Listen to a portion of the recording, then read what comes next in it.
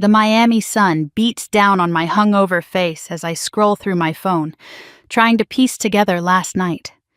47 missed calls from David. 18 text messages, each more frantic than the last. 3 voicemails I can't bring myself to listen to yet.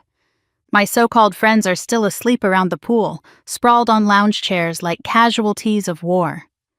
Empty champagne bottles litter the deck of our rental house. Someone's bikini top floats in the hot tub. The smell of stale alcohol and coconut sunscreen makes my stomach churn. This was supposed to be a celebration. My last hurrah before settling into married life. Instead, it became the ammunition for my divorce. I should call David, explain, apologize. Beginning. But first, I need to remember exactly what needs explaining. My phone buzzes, another text from him. I saw the videos, Samantha. We're done. Videos, plural. My hands shake as I open Instagram. And there it is, posted for our 800 mutual friends to see. Me on top of the bar at Mango's, pouring tequila into some shirtless stranger's mouth. Me grinding against the same stranger on the dance floor while my bridesmaids cheer. Me stumbling out of the club at 4 a.m, my wedding ring conspicuously absent from my finger. But it's the last video that seals my fate. The one where I'm clearly heard saying, "What David doesn't know won't hurt him," before disappearing into a cab with someone who definitely isn't my husband. The thing is, David warned me about this trip.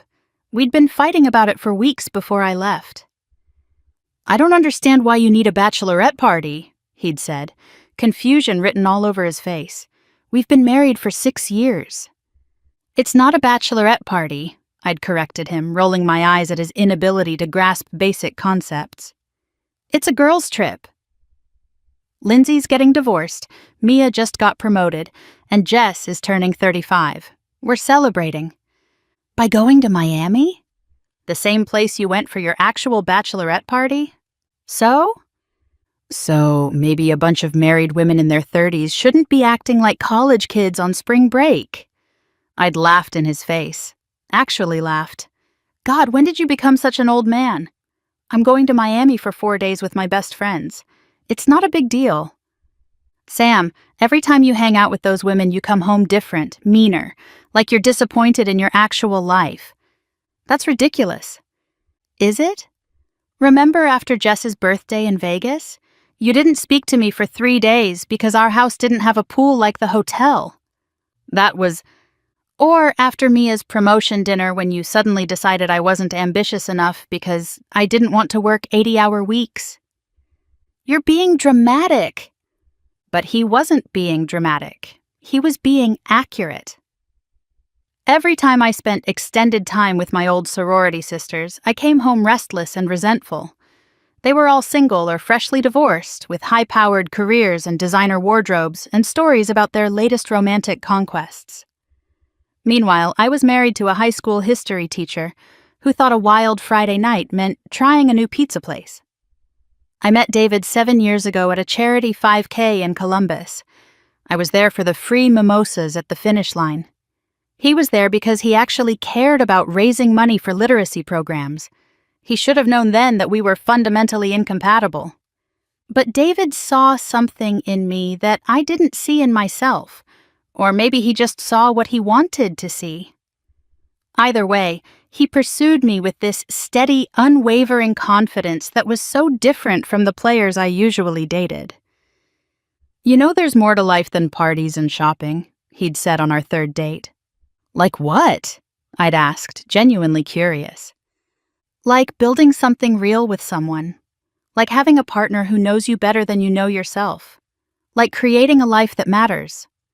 I'd been 28 then, tired of the club scene, watching all my friends get engaged. David offered stability, security. The kind of love my mother always said I should want, so I convinced myself I wanted it too. Our wedding was beautiful. 200 guests at the Columbus Museum of Art. My dress cost $8,000. The flowers alone were $3,000. David had wanted something smaller, more intimate, but I'd insisted on the spectacle. "It's our special day," I'd said. We should celebrate properly. Every day with you is special, he'd replied, and I'd had to resist the urge to gag at the cheesiness. That should have been my first clue that we wanted different things. The early years weren't terrible. David was exactly who he'd promised to be: steady, reliable, devoted. He cooked dinner every night because he said he loved watching me enjoy his food. He planned thoughtful date nights around my interests, even though I knew he'd rather be home reading. He told me I was beautiful every single morning, even when I woke up cranky and bloated. The problem was he never changed, never evolved, never surprised me. My friends would complain about their boyfriends being inconsistent or playing games, and I'd nod along sympathetically, secretly dying inside from boredom. Where was my drama? Where was my excitement? Where were the stories I could share over cocktails? You're so lucky, Lindsay would sigh. David's like a unicorn. I guess, I'd reply, downing my martini a little too fast. The girls' trip started 3 years into our marriage. Just weekend getaways at first. Spa trips to Scottsdale, wine tasting in Napa.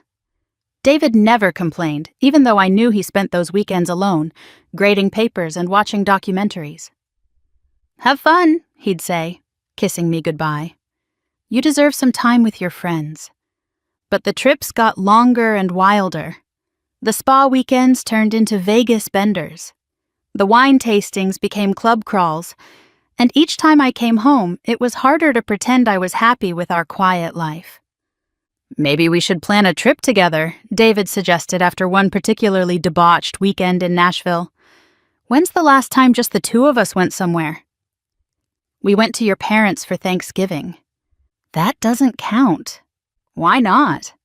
Because visiting my mother isn't a vacation, Sam. I'm talking about something romantic. Maybe Paris? You've always wanted to go. Paris is expensive. So was your weekend in Nashville. I saw the credit card bill.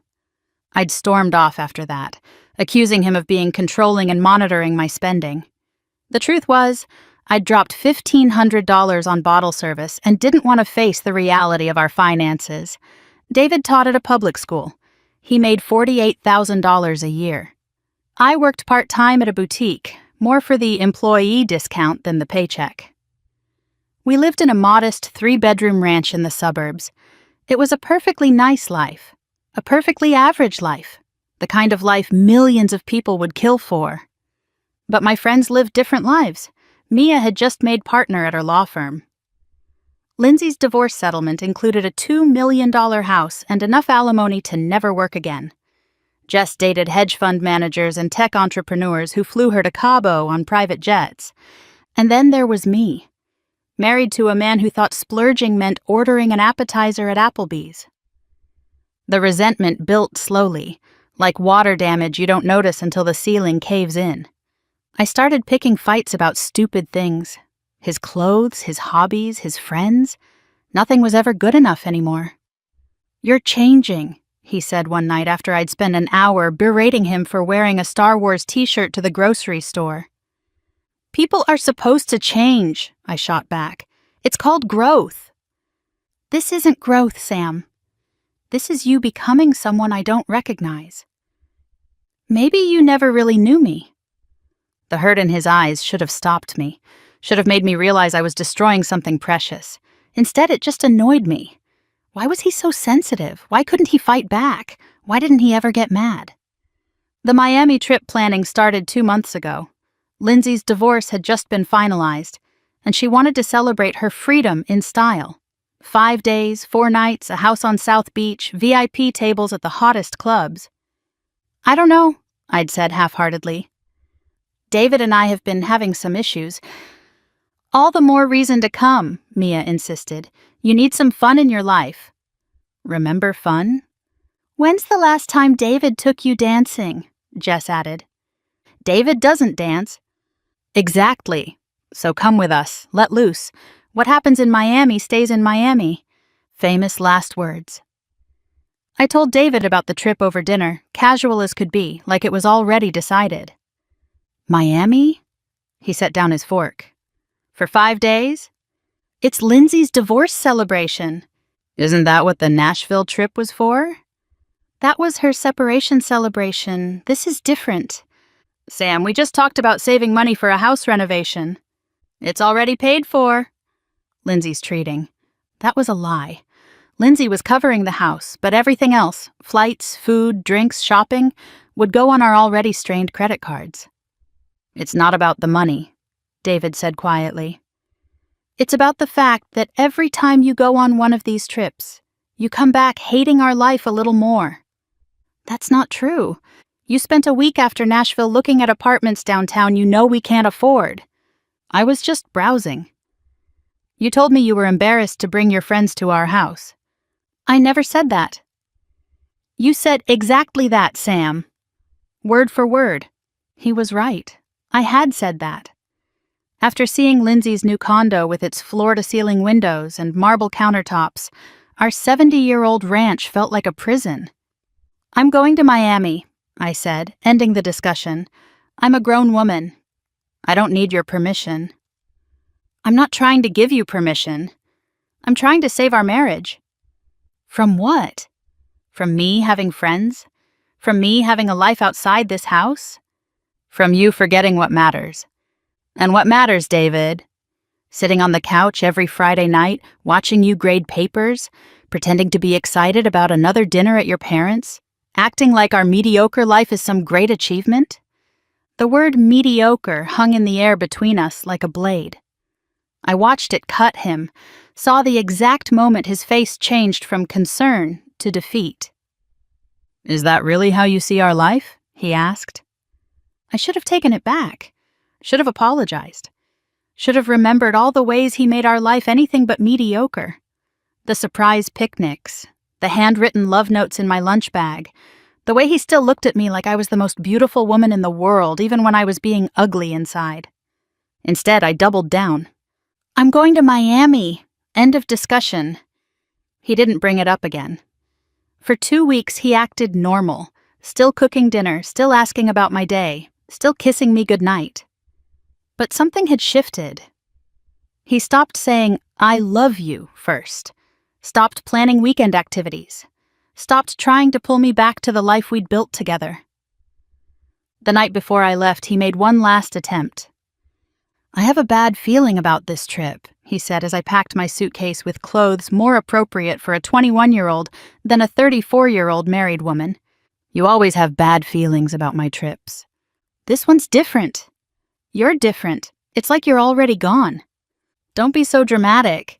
He sat on our bed, watching me fold bikinis and mini dresses. Do you still love me, Sam? The question caught me off guard. What kind of question is that? A simple one. Do you still love me? Of course I do. Then why does it feel like you're running away from me? From us. I'm not running anywhere. I'm going on a girls' trip. Jesus, David, not everything is about you. He stood up, walked to the door, then turned back. You know what the saddest part is? I don't think you even remember why you married me anymore. For the stability, I said without thinking. For the security. His face crumbled. Wow, okay, at least now I know. He slept in the guest room that night. In the morning, he was already gone when I left for the airport. No goodbye kiss, no have fun, no be safe. Just a note on the counter. I'll be here when you get back. I hope you will be too. I should have known then. Should have canceled the trip, crawled into the guest bed with him, begged for forgiveness. Instead, I threw the note away and called an Uber. The first 2 days in Miami were everything I'd wanted. Sun, sand, endless champagne, men who looked at us like we were prizes to be won. We were the fun table at every restaurant, the VIPs at every club. For 48 hours, I forgot I was a married woman living a mediocre life in Columbus. I was just Sam, the life of the party, the girl everyone wanted to be around. The trouble started on night 3. We were at some club in the design district, $2,000 deep in bottle service, when a group of guys joined our table. Young guys. Finance bros from New York celebrating a bachelor party. The kind of guys I used to date before David. All surface charm and expensive watches. One of them, Tyler, zeroed in on me immediately. "You can't be single," he said, eyeing me up and down. "Someone like you is definitely taken." I held up my left hand, wedding ring catching the strobe lights. 6 years. Happily? The correct answer was yes. The married answer was yes. The decent human being answer was yes. "It's complicated," I said instead. That was all the encouragement Tyler needed. For the rest of the night, he was glued to my side, buying drinks, whispering in my ear, pulling me onto the dance floor where his hands went places they shouldn't. "Your husband's a lucky man," he said at one point, his breath hot against my neck. "He doesn't feel lucky," I heard myself say. "He feels bored." "Then he's an idiot." My friends were cheering us on, living vicariously through my flirtation. Lindsay kept buying rounds of shots. Mia was documenting everything on her Instagram story. Jess actually high-fived me when Tyler's hand slid down to my ass during a particularly grinding song. That's when I should have stopped.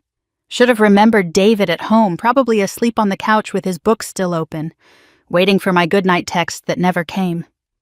But I didn't stop. I let Tyler buy me drinks. I let him pull me closer. I let myself pretend, just for one night, that I was single and free and had no one to answer to. The videos tell the rest of the story. My ring disappearing into my purse, my tongue in Tyler's mouth, my hand in his as we stumbled toward the exit. What the videos don't show is what happened in the cab. How Tyler tried to kiss me again and I suddenly saw David's face. How I pushed him away, slurring that I needed to go home. How he called me a tease and got out at the next light. How I spent the rest of the ride crying and trying to call David, who didn't answer because it was 4 a.m. and he was asleep like a normal person. What the videos don't show is me stumbling into our rental house, mascara streaming down my face, trying to explain to my friends that I'd made a terrible mistake. How they laughed and said I hadn't done anything wrong, just had a little fun. How Lindsay poured me another drink and said this was exactly what I needed. How I passed out on the bathroom floor, clutching my phone, David's contact photo lighting up the screen. Now it's morning and the damage is done. The internet is forever. My marriage, apparently, is not. I finally work up the courage to call David. He answers on the first ring. "I'm packing your things," he says without preamble. "Your sister can pick them up next week." "David, please let me explain." "Explain what?" "How you took off your wedding ring? How you let some stranger grope you in public? How you left the club with him?" "Nothing happened." "I came home alone." "That's not the point, Sam. The point is you wanted something to happen. The point is you've been wanting something to happen for years. That's not true. I'm done lying to myself. You don't want this life. You don't want me. You made that crystal clear. It was just dancing. Just stupid drunk dancing. With your wedding ring in your purse." I close my eyes. "I'm sorry." "No, you're not. You're sorry you got caught. You're sorry there's video evidence. You're sorry you have to face consequences. But you're not sorry for hurting me." He's right. I'm not sorry for the act itself. Some sick part of me is still riding the high of being desired by someone new. The attention, the excitement, the fantasy of a different life. "I'll come home early," I offer weakly. "We can talk." "Don't. Stay in Miami with your friends. Enjoy the rest of your trip. God knows it cost enough." "What's that supposed to mean?" "I saw the credit card charges, Sam. $3,000 in 2 days. Were you planning to tell me about that? Lindsay was supposed to what? Pay you back? Like she paid you back for Nashville, for Vegas, for all the other trips where you maxed out our cards pretending to be someone you're not? I am who I am. No, you're who you think they want you to be. And the saddest part is they don't even really like you. They like the show you put on. They like having a married woman in their group who makes them feel better about their own messy lives. That's not... Mia called me, Sam, 2 hours ago. She wanted to make sure I knew nothing really happened with that guy. She felt guilty about posting the videos. Said she was drunk and thought it was funny, but realized it looked worse than it was. My heart sinks. Mia called him, guilt finally catching up with her now that the party's over. She also told me this isn't the first time. Nashville. Vegas. That conference in Dallas you said was for work. Apparently, taking off your ring and flirting with strangers is your thing. David, I'm done, Sam. I've been done for a while, I think. I just loved you too much to admit it. You can't throw away 6 years over one mistake. It's not one mistake. It's a pattern. It's who you've become. Or maybe it's who you always were and I was just too blind to see it. I'll change. I'll stop seeing them. You'll what? Pretend to be happy with our mediocre life? That's what you called it, right? Mediocre? The word hangs between us again, across 1,000 miles, still sharp enough to cut. I didn't mean that. Yes, you did. And you know what? You're right. Our life is mediocre. I teach high school, you work retail, we live in a small house in Ohio. We can't afford bottle service or designer clothes or trips to Miami. By your standards, by your friends' standards, we are absolutely mediocre. David, but here's what you never understood, Sam. I loved our mediocre life. I loved our Friday pizza nights and our Sunday morning farmers market runs. I loved teaching you to cook and watching you get excited when you nailed a recipe. I loved our stupid inside jokes and our couples game night with the neighbors you thought were boring. I loved building something real with you, something that mattered more than Instagram posts or VIP tables. Tears streamed down my face. Not pretty tears, ugly, snotty, choking tears. I loved you, he continues. Not the party girl.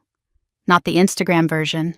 You, the real you, the one who cried during dog food commercials, the one who secretly loved my mom's casseroles even though you pretended they were too heavy, the one who used to look at me like I was your whole world. You are. No, I'm not. I haven't been for a long time. Your world is designer handbags and expensive champagne and friends who enable your worst impulses. Your world is pretending to be someone you're not because you're terrified of who you really are. That's not fair. You're right. It's not fair. It's not fair that I spent 6 years trying to love someone who was ashamed of the life we built. It's not fair that I gave you everything I had and it was never enough. It's not fair that you threw away our marriage for 4 days in Miami. I'll come home. Right now. I'll fix this. There's nothing to fix, Sam. You can't fix something that was never whole to begin with. The line goes quiet. I can hear him breathing, can picture him standing in our kitchen, probably still in his pajamas, coffee getting cold on the counter. For what it's worth, he says finally, I hope you find what you're looking for. I hope the parties and the attention and the excitement fill whatever void you're trying to fill. I hope it's worth it. David, please. Your things will be in the garage. Leave your key in the mailbox. He hangs up. I sit by the pool, phone in my hand, listening to the dial tone until it turns to that harsh, busy signal. Around me, Miami continues its relentless celebration. Music from a nearby hotel, laughter from the beach, the sound of my friends starting to stir, probably ready for bottomless mimosas and more bad decisions. Morning, party girl. Lindsay emerges, sunglasses on, looking remarkably fresh for someone who drank her body weight in champagne. Hair of the dog? I look at her, really look at her. Designer swimsuit on a body maintained by Pilates and expensive procedures. Perfect nails that cost more than David's monthly car payment. A smile that never quite reaches her eyes because happiness can't be bought, no matter how hard she tries. This is who I've been trying to become. This is who I destroyed my marriage to emulate. David's divorcing me, I say. Her face falls. What? Why? Nothing even happened with that guy. It doesn't matter. Of course it matters. We'll call him together. Explain it was just harmless fun. Mia already talked to him. It wasn't harmless. And it wasn't fun. It was cruel. Sam Dash. He made me soup when I was sick. Did I ever tell you that? Homemade soup from scratch, his grandmother's recipe, and I complained it was too salty. Lindsay looks confused. Okay. He learned to ballroom dance because I mentioned once that I thought it was romantic. Took lessons in secret for 3 months to surprise me on our anniversary. And I laughed at him, said he looked silly. Sam, what are you... He saved every movie ticket from our dates. Every one. Had them in a box in his closet. Was planning to make a collage for our 10-year anniversary. I found them last month and told him to throw them away. Said they were just cluttering up the closet. You're spiraling. Here, let me make you a drink. I don't want a drink. The words come out as a scream. I want my husband. I want my mediocre life in my mediocre house with my mediocre husband who loved me more than I deserved. Lindsay backs away, hands raised. Okay, let's just calm down. But I can't calm down. The truth is crashing over me in waves, each one threatening to pull me under. I scroll through my phone, looking at photos from the past 6 years. Our wedding, where David cried as I walked down the aisle. Our honeymoon in Costa Rica, where he held my hair when I got food poisoning. Random Tuesday nights on our couch, his arm around me, both of us looking content in a way I haven't felt in years.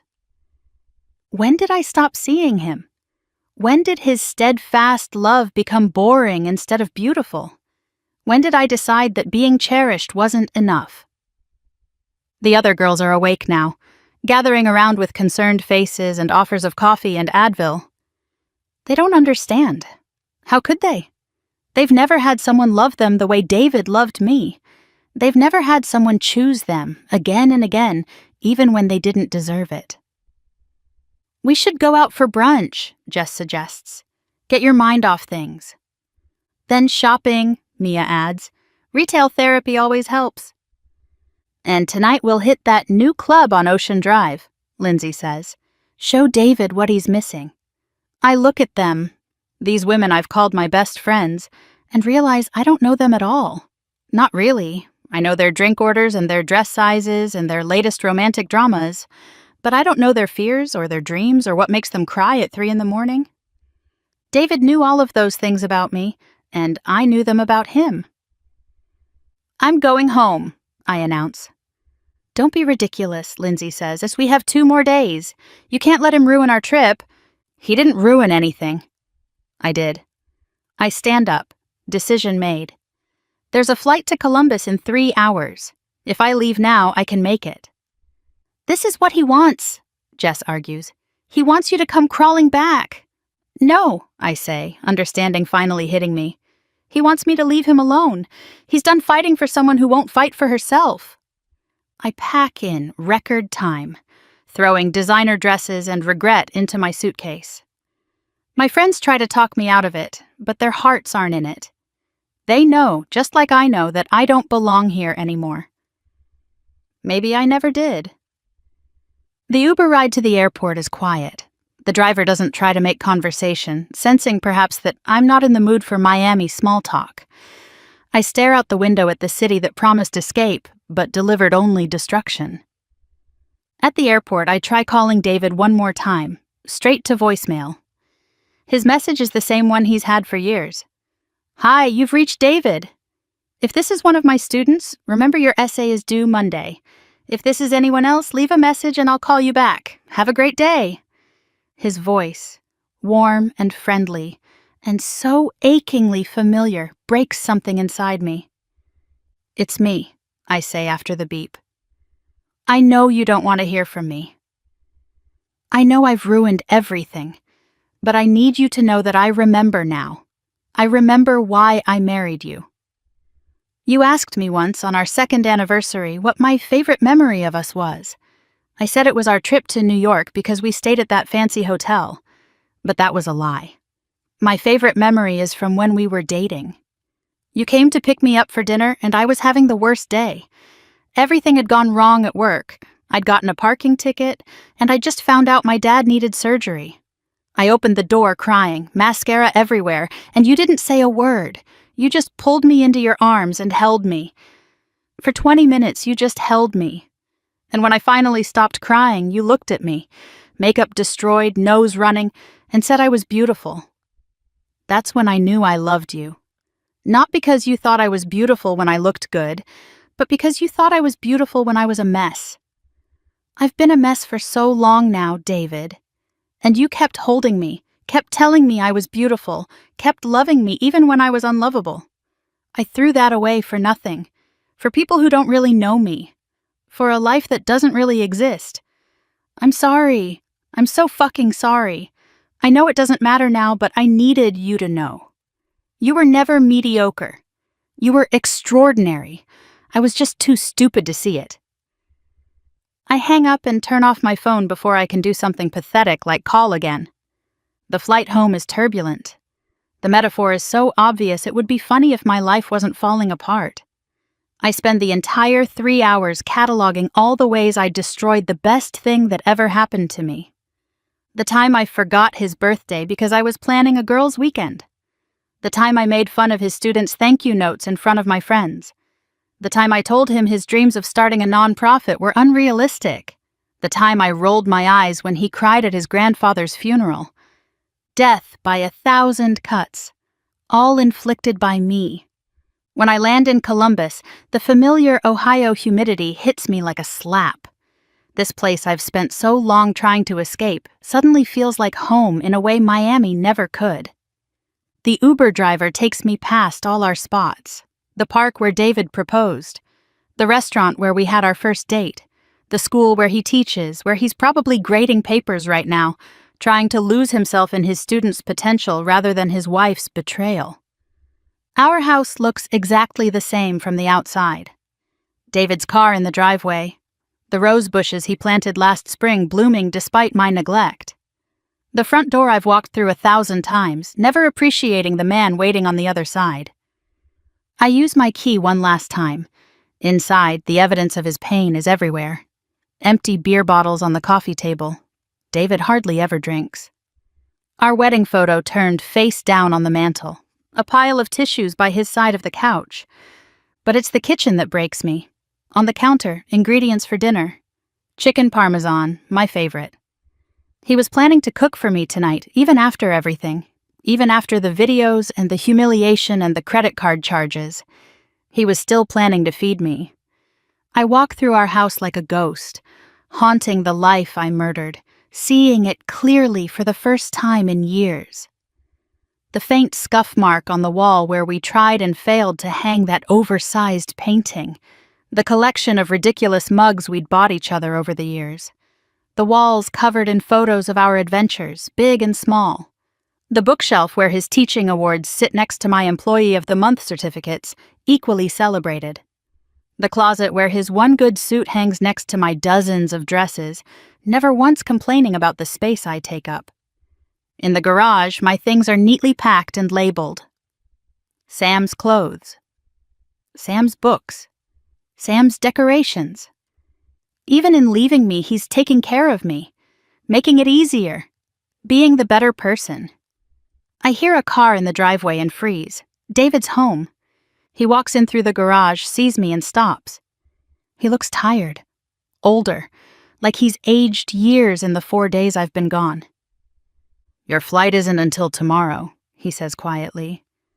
"I came home early. This isn't your home anymore." The words are gentle but final. He moves past me to the kitchen, starts putting away the dinner ingredients. "You were going to cook," I observe. "Habit," he says with a shrug. "Hard to break after 6 years." David ... Please don't. Whatever you're going to say, please don't. I can't do this again. Then just listen. You don't have to say anything. Just let me... Let you what? Apologize? Promise to change? Beg for another chance? We've done this dance before, Sam, after Vegas, after Nashville. Each time you promise things will be different. Each time I believe you. Each time nothing changes. This time there's video evidence.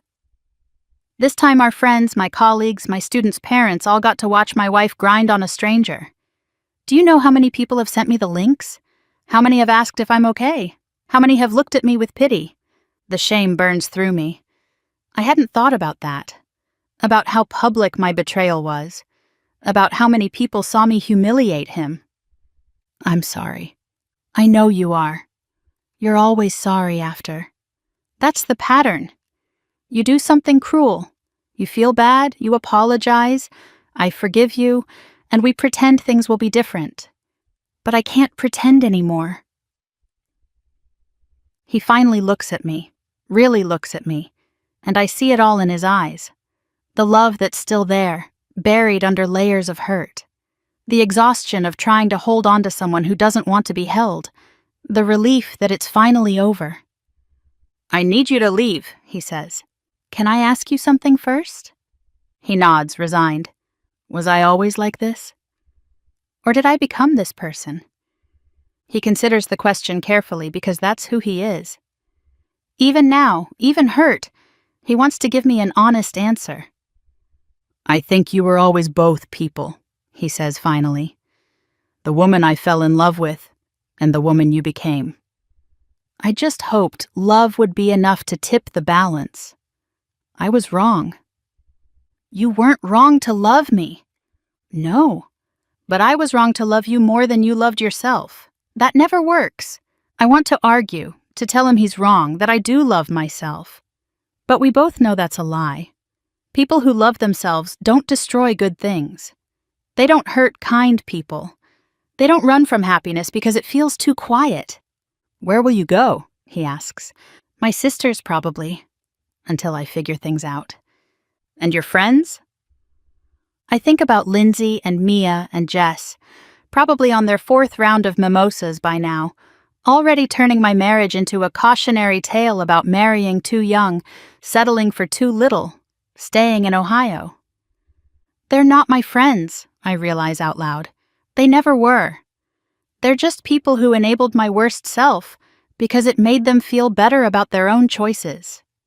That's a hard thing to realize. You were my friend. My best friend. And I treated you like an inconvenience. He doesn't deny it. Can't deny it. We both know it's true. I should go, I say. Yeah. I walk to the door, then turn back one last time.